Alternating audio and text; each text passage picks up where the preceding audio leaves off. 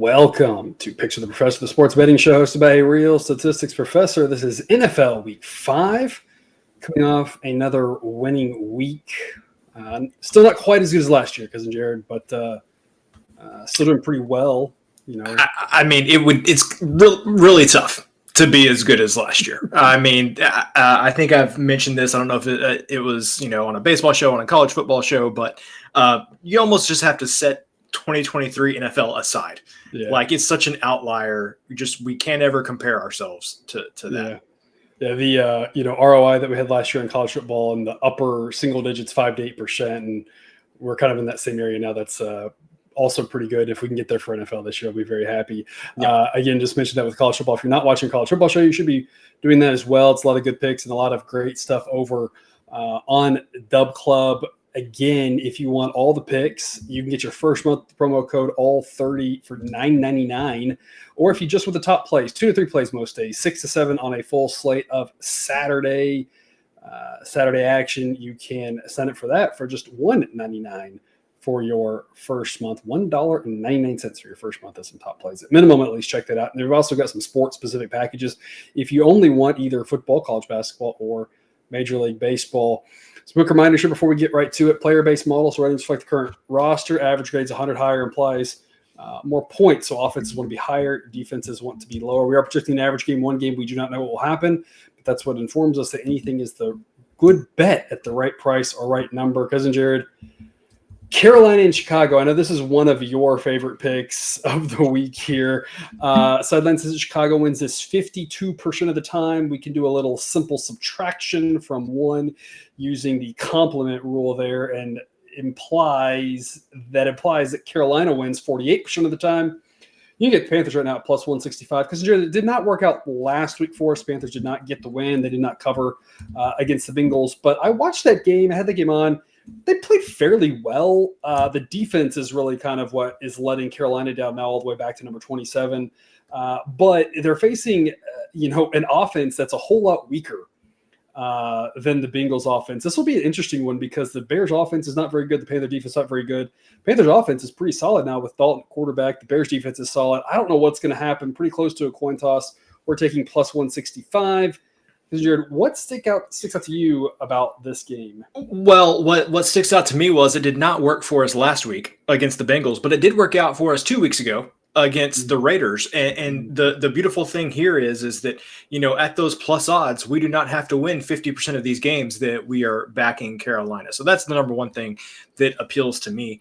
We don't even have to win 50, and we're one-on-one, so we're at 50, which is even better. Yeah. Yep, exactly. And so I think this falls into that category as well. You look at these teams and you use the complement rule. I'm going to look at these teams are like the opposite complements of each other. Yeah. So you got Carolina with a decent offense and terrible defense, and then Chicago with terrible offense and a decent defense.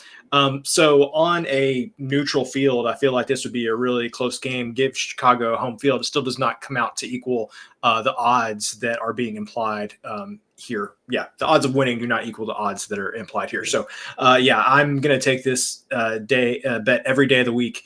Just too much good value here to pass up. I think Carolina's offense has been a lot better since Dalton came in, and like the defense can only go up from here. Right.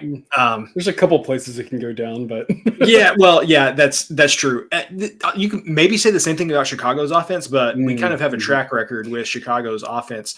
No, it's a different quarterback, but if they weren't going to get it going with Justin Fields, I'm not saying it won't work out with Caleb Williams, but I could see it just taking a little bit more time with the rookie. Fields, who's looked perfectly adequate with the Steelers. Well, you said it. I wasn't going to bring it up. You said it. I don't want to pile on any Bears fans watching this, but that's got to make you question a little bit there. And not that Caleb Williams won't be much better. We always talk about it, though, with these young quarterbacks. Very rarely do they come in and pull a C.J. Stroud from last year. It usually starts off a little bit tougher for him. It's been tougher for him, but I don't think that's really a cause for long-term concern. We're not concerned about the long-term. We're just concerned about this week because your compliment is kind of like the opposite. That's what that means. There you go. These two teams are complements of each other with regards to their skill set. So you kind of use that correctly, but I don't know if you if you I would give you half credit on an exam for that one because you said enough that made me think you didn't really know what you're talking about. So good to know. Good to know. It is what it is. But folks, always remember, shop around for the best price. We like this in at plus 165. There might be some better prices out there, and maybe worse prices out there by the time you're watching this, depending on when you're watching this. But no matter what the price is, always get the best price. We give you the threshold over on Dub Club as to what the A grade minimum price is for any of these wagers. But whether you're getting the A grade, close to the A grade, well into the A grade, every 5 cents, 10 cents that you can get can help out for totals, for spreads, every half point. You never know. It's not going to matter 9 times out of 10, but that 10th time, turning a push into a win, a loss into a push, that can really make the difference. Or with the money line, every little bit matters. It adds up. So make sure if you don't have an account there yet, BetUS, a great place to add to your repertoire of betting accounts. They're still offering 125% bonus on their first ever 3 deposits. BetUS, America's favorite sportsbook and casino. Live betting and racebook. We're celebrating 30 years with a historic offer. A 125% sign-up bonus on your first 3 deposits. Plus 10% gambler's insurance. Get started today. BetUS, where the game begins. We do have a game over in London that we have a pick for over on Dub Club. We're not going to cover it right here, though. We are going to talk about the Colts-Jaguars, a game that probably not going to be on a lot of people's television screens unless you live in one of these cities or are a fan of one of these two teams. The Colts aren't necessarily terrible, I guess. The Jags, I guess, aren't necessarily terrible, but there's just really not a lot happening for either one of these teams. And the Jags really needed the win last week against the Texans. And again, the Texans tried to gift wrap to them based off that early punt muff and still couldn't get it done in a situation where the Texans were, not looking quite as good as even last year. We're starting to see this division kind of turn back into a pumpkin. After people thought it might turn into a little bit of competitiveness. We've got this at pretty much a coin toss game. The Colts are slightly better, but on the road, Jacksonville doesn't really get much of a home field advantage at all. We've got a game in London, and of course, and the Jaguars not playing it is a little bit surprising probably for most people, given that they tend to live over there for half the year, it seems like. We've got this, again, very similar situations to one we just talked about. 51% for the Jags means 49% for the Colts. Pretty close to a toss-up. Don't know what's going to happen. We're taking the Colts at plus 132. The previous one, the threshold for the A grade was really nowhere near the actual price. We had about 30 cents of cushion. This one just ekes into the A grade price. It plus 130, I'd probably still play it. Even at plus 125, it's not crazy. But at some point, if the price drops on that anymore, at some point you're starting to lose the value. The big value is we're just trying to pick a bunch of these games out over the course of the season that we think are pretty close to 50-50. We're just trying to win half of them. And we're going to collect a bunch of money on those plus odds because every time we go to the window with $10 on one and $10 on the other, we're going to come back. Instead of with $20, we're going to come back with 21, 22, 23. And we're just going to keep doing that all season long. So we're just hoping to go 1-1 on these first two. If we go 2-0, great. But we're going to take the Colts here at plus odds. Do not know what's going to happen. Don't even know if Anthony Richardson is going to play. If it's not him, Joe Flacco was very competent as a backup, just fine. Yep. I'm not really thinking it's going to matter who plays quarterback necessarily. Both guys are very capable for different reasons. Richardson more on the ground. Not that he's a great quarterback, but he's he's not what we saw Tyler Huntley do for the Dolphins, which was a whole terrible story on Monday Night Football. Because Jared, what's your take on this game? Yeah, I'm more concerned about Jonathan Taylor potentially not playing than I am Anthony Richardson. Jonathan Taylor's questionable, but we have, you have that in sideline. Sideline is taking that into consideration when they're looking at that. And taking that into consideration, grades the Colts running back group at number 32. Folks, remember there are 32 NFL teams. Yeah. So not a great situation there. But for me, this is more about a fade of the Jaguars. I watched a lot of that game against the Texans. And you mentioned the gifted touchdown there. Jacksonville had to go a grand total of 2 yards on their first scoring drive of the game with a muff punt from the Texans there.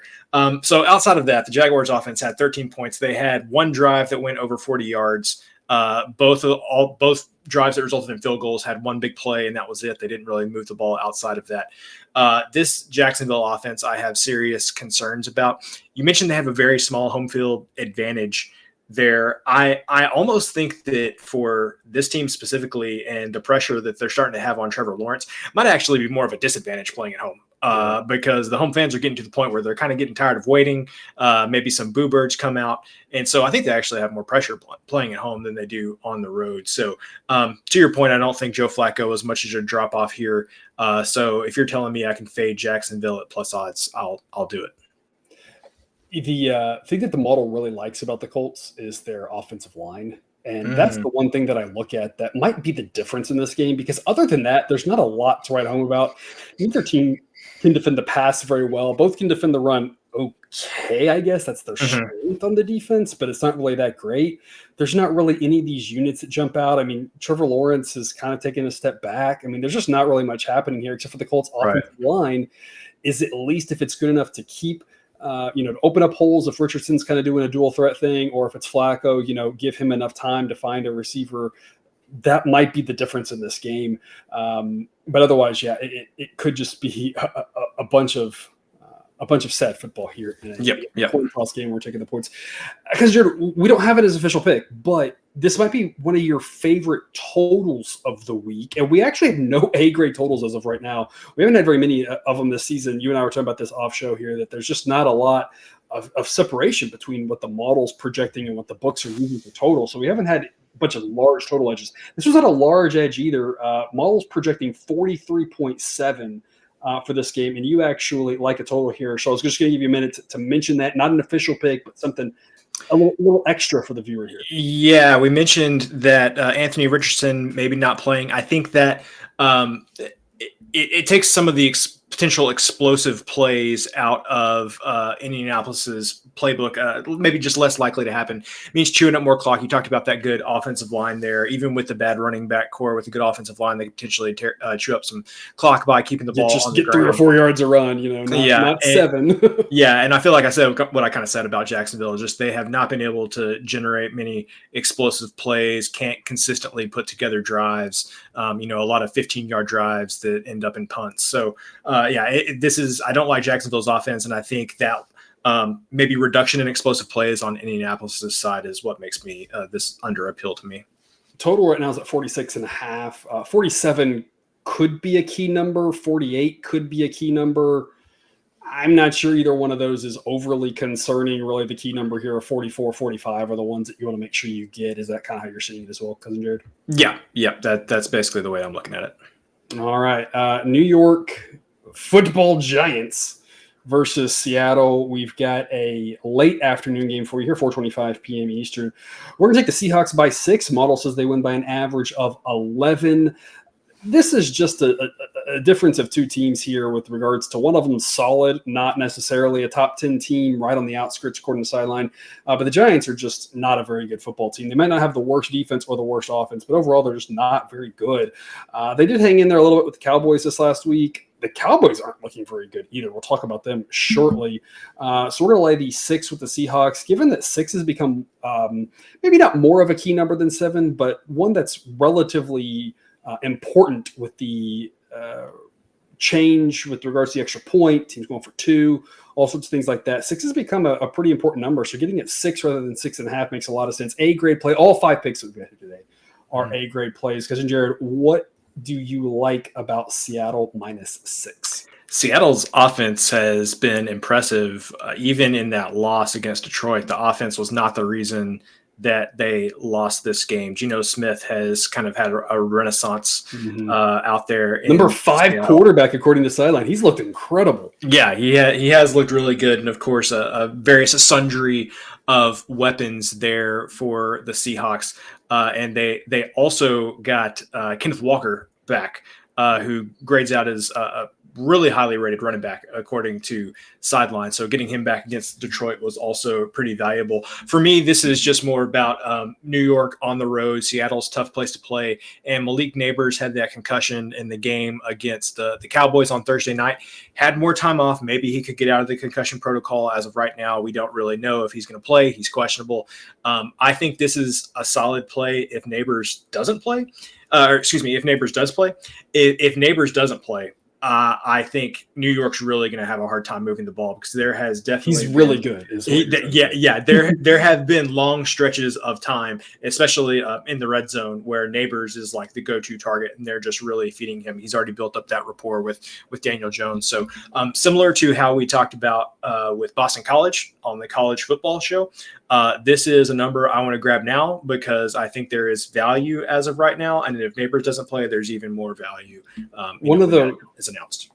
One of the rare guys who might actually be worth about a point. There's only a few that would be even worth a point. Even McCaffrey might not be worth a full point because the value of running backs, there's just the guys behind them are so good in general.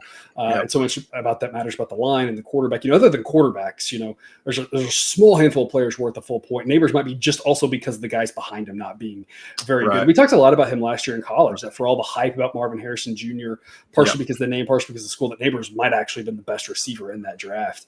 And he's looked very good so far, stepping in year one and playing well. So we're going to go ahead and grab Seattle -6 for our late afternoon pick, taking us into Sunday night, where we will take the Steelers -2.5. Another one just on the right side of the number right now. Obviously, -2 could come in handy. We saw a game land right onto last week with the Falcons. With the way the Cowboys have looked, with the way the Cowboys defense has looked, with the way the Steelers defense has looked, I'm not sure this is going to be that competitive. This might be an ugly game. Model says by an average of 5.5. And I'm not saying the Steelers offense is good. And I'm not saying the Cowboys offense is bad. But when you just look at this Cowboys defense, they seem to be giving up points to anybody. If the Steelers can take advantage of that with the way their defense plays at home, the Cowboys aren't going to score much. This could get ugly. Cousin Jared, what is your take on it? Man, it was not a good Thursday night for the Cowboys, is my take on it. Whenever DeMarcus Lawrence was injured, he was put on injured reserve today. He's going to be out for at least 4 weeks. Micah Parsons, also doubtful. Apparently the first game that Micah Parsons is ever going to miss in his career, high school, college, or pro. And both of those guys, the two best players on Dallas's defense by far. That's a big part of this. You mentioned this game may be ugly, and I was thinking to myself, isn't every Pittsburgh game ugly? I mean, they just have a way of doing that. And the Cowboys, in my opinion, the one last week wasn't quite as ugly. No. It was a little bit. It was a little bit better. It was a little, yeah. Yeah, didn't even Justin Fields even throw for a touchdown or something crazy like that in the last game. They fell behind a little and they score a little, make it interesting. But it wasn't quite as mucked up as a lot of their games tend to be. Yeah. So knowing the type of game that Pittsburgh is able to drag every opponent into, Dallas is not currently equipped, in my opinion, to play that type of game. This is like the last team that you want to come up against whenever you've got your two best defensive players out, because I think that Pittsburgh is going to be able to sustain a few more drives with those two guys out. And I think that it's just going to be take that combination of potential ball control on Pittsburgh's side and combine it with that number one rated defense. The Cowboys might be struggling to get points in this one. And it's a great point. Like we say, it's a player-based model. Injuries are part of the model that we have accounted for, because you've done a great job with that. So hats off to you for the assist there with all the injury updates for these all these football teams. And that's part of the reason why the Cowboys defense is number 29. They haven't looked good, and they also have the injuries right now. Without the injuries, they're still not good. They're still in the bottom half, but they're maybe not quite that low. And if with a fully healthy defense, that's maybe not great, but maybe not terrible. You say, hey, we could hold the Steelers down. Their defense is good, but hey, we can maybe play an even game and maybe pull one out, get a road win. But I don't see how that's overly likely. The other part of the scheme that might get ugly is we're looking at a little bit of a chance of rain. Sunday night is a long ways away, but if there is some rain in this game, that's just going to play right into the Steelers' hands of making this ugly, really frustrating all the Dallas skill players in a game that the Steelers would just be very thrilled to play in conditions that would, again, be right up their alley. So I want to take the Steelers -2.5. I don't want this to get out to 3 or 3.5. I think once people start realizing the magnitude of the injuries for the Cowboys, the lack of depth they have on defense there, that's going to potentially eke out a little bit more. So locking this in at Pittsburgh -2.5. We've also got the Monday night game for you here. Kansas City -5 is the play. Model says they win by 9.4. Nothing wrong with the Saints. Very ho-hum team. The Chiefs are just very good. I don't know what there is to say really about it. They won last game by 7 in a game that they lost Rashee Rice very early. So what you saw from them offensively is kind of what you're going to get. Things mostly went poorly for them with regards to, they turned the ball over a couple times uncharacteristically in some situations. And what happened? The Chiefs defense carried them to a win like they seemingly always do. Yep. And that's kind of what I look at this one. I see the Chiefs at home.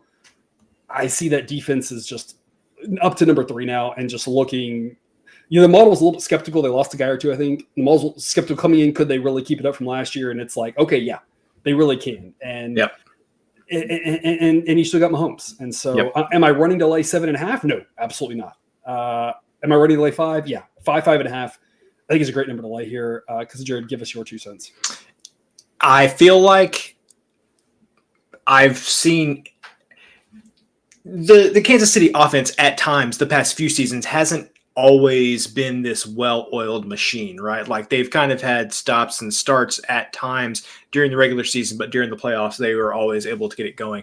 I'm not sure that we've seen the level of consternation about this offense that maybe I've seen the past couple of days with Rice being injured, with Kelsey getting off to the slow start, with Pacheco being Kelsey out. looked great this last week. He did look good this last week, but I saw a headline somewhere today or yesterday that was like, here's the trade that the Chiefs are going to make to shore up their offense. And I'm like, guys, let's slow down. I think the Chiefs are going to be fine. At the end of the day, this is an Andy Reid coach team with the best quarterback in the NFL. So there is no reason to think that we need to go out and start worrying about the Chiefs offense at this point.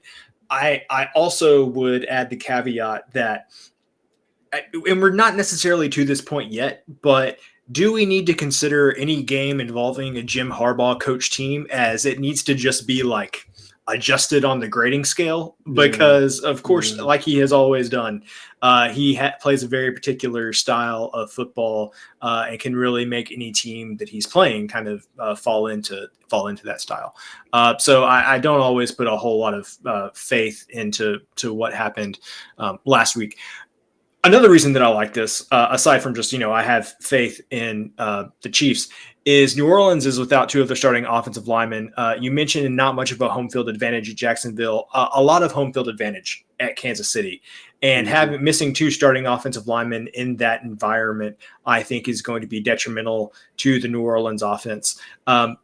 That New Orleans offense looked really good the first 2 weeks of the season, but if you look at where Carolina was at that point and you look at where the Cowboys were at that point, I think that we may be conflating how good the New Orleans it makes you look at things a little bit differently, which is the strength of the model to kind of help us reframe that and be like, hey, how should we be looking at this? Yep. So I think Kansas City just has the advantage in every area, and missing those 2 offensive linemen, Eric McCoy from Texas A&M, maybe one of the best centers in the league.